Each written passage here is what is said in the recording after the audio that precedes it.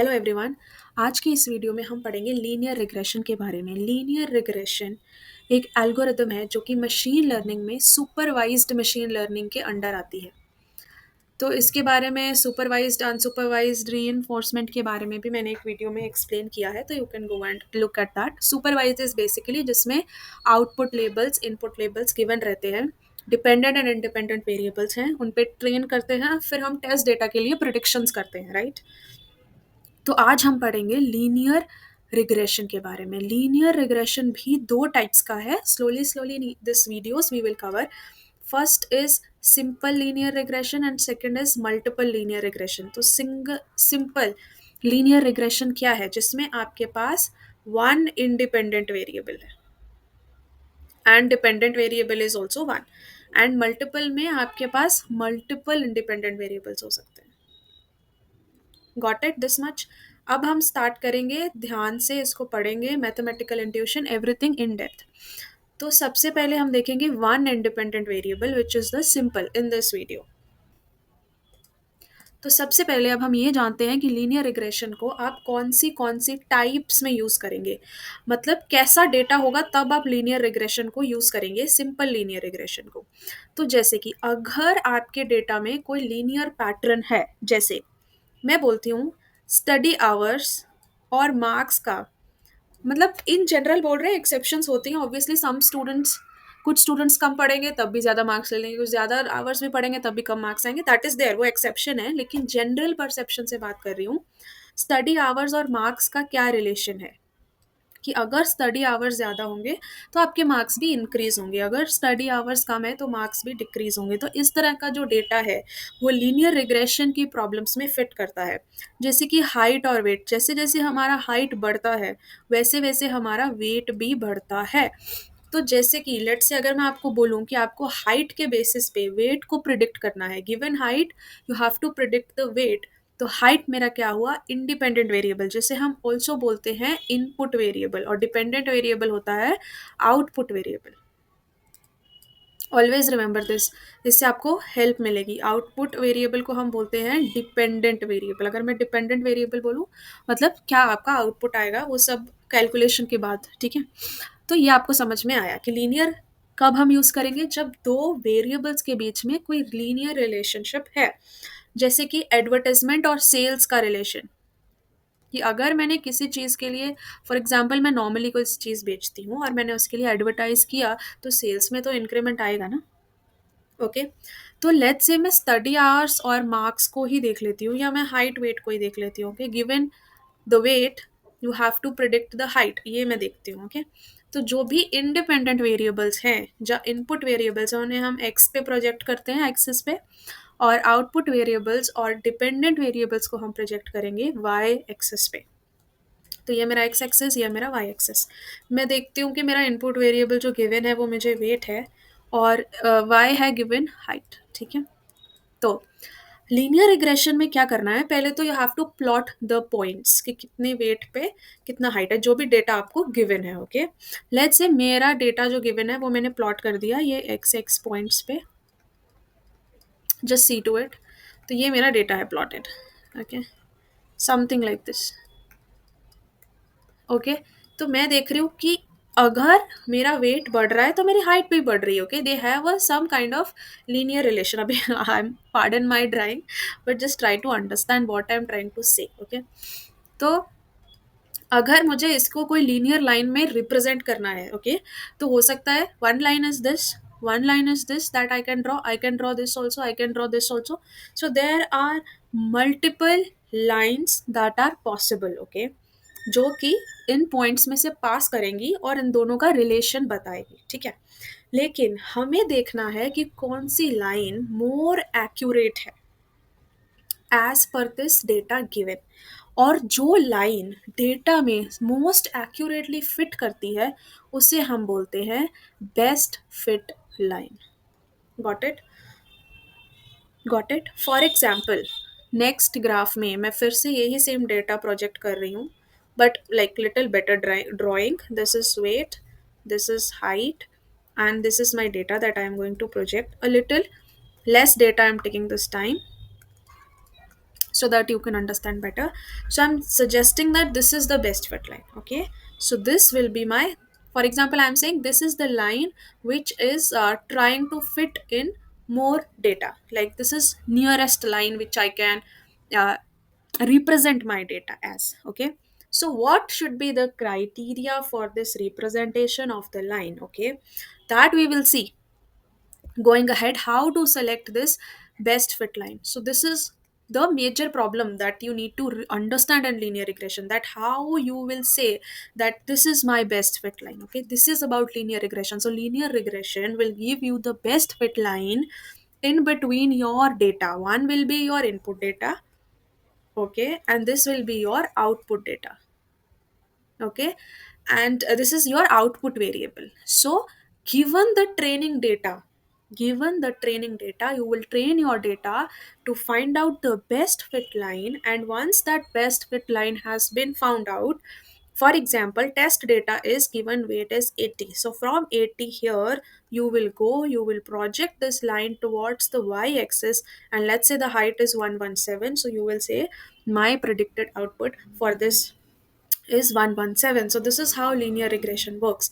You will form a relationship between two variables given, and then from the test data you will try to predict what will be the output. How this line will be selected, what are the qualities of this line, or what is the mathematical intuition behind this line, that is something we are going to see. So first tell me, what is the equation of line in mathematics that you have studied till now? So how do you represent a line in a maths graph, which is very important for you to understand कि line कैसा रहता है maths में. Line रहता है y equals to m x plus c. Okay, अभी के लिए मैं डेटा पे नहीं जा रही, I am just telling you mathematically how a line is there. For example, ये मेरा डेटा है, ये इसकी बेस्ट फिट लाइन है x and y. Is the variable जो कि इनपुट है. ठीक है, इनपुट अगर लेट्स से x की वैल्यू 6 है तो y की कितनी वैल्यू होगी, ये है बेसिकली लीनियर रिग्रेशन हमारे लिए. ये तो आपको मैंने बेसिकली ग्राउंड लेवल पे सब बता दिया. अब हम डिटेल ऑफ द मैथ्स जा रहे हैं कि कैसे इस लाइन के बारे में हम और जान सकते हैं. तो मैथ्स में तो ये लाइन ये है y equals to m x plus c. कुछ बुक्स में, अच्छा पहले हम m और c को समझ लेते हैं. m is the slope and c is the intercept. Always remember this thing. Intercept क्या होता है? अब देखो, अगर x की वैल्यू जीरो कर दी जाए, if x equals to zero, तो y की वैल्यू क्या होगी? ये पूरा का पूरा जीरो हो जाएगा, y will be c. That means when x is zero, तो जो आपकी लाइन है वो y पे कहाँ कट करती है, that is your intercept. So this entire distance is your intercept. जब आपका x की वैल्यू जीरो है तो y पे आपकी लाइन कहाँ पे कट हो रही है, वो पॉइंट है आपका पॉइंट c, जिसे हम बोलते हैं इंटरसेप्ट. तो ये पूरा डिस्टेंस हो गया आपका इंटरसेप्ट. ठीक है, समझ में आया? एंड हमारा स्लोप क्या है? स्लोप का मतलब रहता है कि अगर मैं ये लाइन को x एक्सिस पे प्रोजेक्ट करूँ तो ये लेट्स से x2 x1 है, और मैं y पे प्रोजेक्ट करूँ तो ये लेट्स से y2 y1 है. तो हम स्लोप के थ्रू, ये जो स्लोप है इसका क्या रहता है mathematical formula, y2 minus y1 x2 minus x1, और हम इसे लिख सकते हैं change in y to the change in x. तो ये स्लोप का जो मतलब है वो ये है कि अगर आप हॉरिजॉन्टल या इनपुट में कुछ भी चेंज करते हैं तो उस चेंज का इम्पैक्ट y पे कितना होगा. लेट्स से अगर मैंने x में 1 यूनिट चेंज किया तो y में कितना चेंज होगा, वो मुझे पता चलेगा मेरी स्लोप से. इतना आपको समझ में आया? तो दिस इज द स्लोप, जिसे हम बोलते हैं m इन द मैथ्स. ये पूरा आपका मैथमेटिकल है. ठीक है, तो इसको जब हम लीनियर रिग्रेशन फॉर्मेट में देखते हैं तो कुछ बुक्स में y को एच थीटा ऑफ x लिखते हैं equals theta zero plus theta 1x. ये है लीनियर रिग्रेशन की इक्वेशन. दिस इज सेम जो मैथ्स की इक्वेशन है, बस इसमें वेरिएबल्स डिफरेंट कर दिए हैं. जैसे जो मेरा थीटा ज़ीरो है वो यहाँ पे क्या है, इंटरसेप्ट, जो मैंने आपको बताया, एंड थीटा 1 क्या है, स्लोप. x क्या है, इनपुट वेरिएबल या इंडिपेंडेंट वेरिएबल आप बोल सकते हैं, जिसकी वैल्यू हमें पता है, हमें दी गई है. And H theta of x है हमारा प्रिडिक्टेड आउटपुट कि हमारे हिसाब से गिवन ऑल द थिंग्स क्या प्रिडिक्टेड वैल्यू होगी y की, और इस h थीटा ऑफ x को हम y हैट भी लिखते हैं in the machine learning terms. मैं आपको उस टर्म में बता रही हूँ जहाँ पे मल्टीपल रेफरेंसेस ऑफ बुक्स में जैसे लिखा रहता है। तो इस इक्वेशन को आप ऐसे याद करिए तो बेटर है, ठीक है। अब मैं बता रही हूँ इसको इस टर्म्स में। तो ये मेरा लाइन है बेस्ट फिट लाइन। कैसे आई है बेस्ट फिट लाइन वो हम डिस्कशन बाद में कर रहे हैं, मैं बस बता रही हूँ कि ये बेस्ट फिट लाइन। तो ये बेस्ट फिट लाइन जब x 0 है तो यहाँ पे जो इस ये करेगी इंटरैक्ट, तो ये जो पूरा डिस्टेंस रहेगा, ये जो पॉइंट रहेगा वो होगा क्या, थीटा 0। जो c था वो थीटा 0 है अब हमारा। और जो ये स्लोप है एट एनी गिवन पॉइंट की x का और y का कितना डिफरेंस हो रहा है वो हमारा होगा थीटा 1। ये हमारा x है और ये क्या होगा h थीटा ऑफ x, और हम इसे लिख सकते हैं y hat.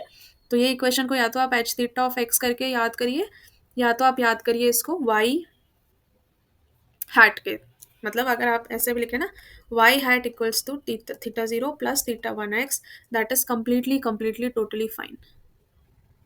Got it this much? So this is the mathematical intuition of this line, that how this line has come across to us, what is the slope, what is the meaning of intercept in the linear regression. अगर आपको ये समझ में आया तो बताइए मुझे। अब बेस्ट फिट लाइन फाइंड करने के लिए क्या है, अब मैंने जैसे आपको बताया कि लेट से मुझे गिवन है, मैं आपको एक एग्जांपल लेके बताती हूँ कि अगर मुझे गिवन है ये डेटा, ये मेरा कौन से डेटा पे मैंने इसको ट्रेन किया, ट्रेनिंग डेटा, ठीक है। एक तो आपको पता होना चाहिए कि कोई भी डेटा हमारे पास आता है मशीन लर्निंग में उसे हम स्प्लिट करते हैं ट्रेनिंग डेटा में, वैलिडेशन डेटा में जिससे हम वैलिडेट करेंगे अपने रिजल्ट्स को, और टेस्ट डेटा में। इस पे भी मैं एक फुल फ्लेज वीडियो बना दूंगी सो दैट आपको समझ में आए इन तीनों डेटा का डिफरेंस, उसको आप रेफर कर सकते हैं। तो ट्रेन डेटा में हम ट्रेन कर लेंगे डेटा को जिसमें x और y दोनों हमको गिवन है, लेकिन टेस्ट डेटा में ओनली हम x को लेंगे और y हैट करेंगे। y हैट मतलब y को प्रिडिक्ट करेंगे। तो ये जो लाइन पे पॉइंट्स है ये सारे रिप्रेजेंट कर रहे हैं, ये सारे पॉइंट्स रिप्रेजेंट कर रहे हैं y हैट को। कैसे? फॉर एग्जाम्पल ये इतना मेरा ट्रेन डेटा हो गया, ओके। अब मुझे किसी ने बोला यहाँ तक लेट्स से 70 तक मैंने ट्रेन है और मेरा एक वैल्यू आया 90, this is the test. x 90 के लिए y की वैल्यू क्या होगी, हाउ टू चेक। तो here it is 90, let's suppose मैं इसे प्रोजेक्ट करूंगी, ये मेरा पॉइंट है जो इस पे इंटरसेक्ट कर रहा है। अब इसके परपेंडिकुलर मैं ड्रॉ करूंगी ऑन द y एक्सिस, तो ये जो लाइन आएगी वो मेरी होगी y हैट, जो कि होगा मेरा प्रेडिक्टेड पॉइंट। बट लेट से उसी सेम गिवन 90 पे एक्चुअल जो आंसर है वो है मेरा ये जो है y। तो एक्चुअल आउटपुट मेरा y है, लेकिन मैंने प्रिडिक्ट किया है ये y hat as per my model, okay. तो ये जो डिस्टेंस हुआ इसे हम बोलेंगे एरर। एरर ही हुआ ना ये, कि जो तुमने प्रेडिक्ट किया वो एक्चुअल से कितना अलग है। तो ये एरर की वैल्यू क्या होगी, y माइनस वाई हैट, और आप लिख सकते हैं y hat minus y, anything is fine. तो एरर क्या होगी हमारी, y है मेरा एक्चुअल आउटपुट, y हैट है मेरा प्रेडिक्टेड आउटपुट, ओके। तो एरर क्या हुई, y माइनस वाई हैट। तो हमारा पर्पस क्या होगा बेस्ट फिट लाइन फाइंड करने का, टू मिनिमाइज द एरर। उसके लिए आपको इस लीनियर रिग्रेशन में नेक्स्ट जो पढ़ना है हमें नेक्स्ट वीडियो में वो होगा how to find out cost function और स्लोप का रिलेशन क्या है, कैसे कैलकुलेट होता है, everything we will see. So stay tune to me in this series, please subscribe to my channel so that I can create more such good content for you. Thanks a lot.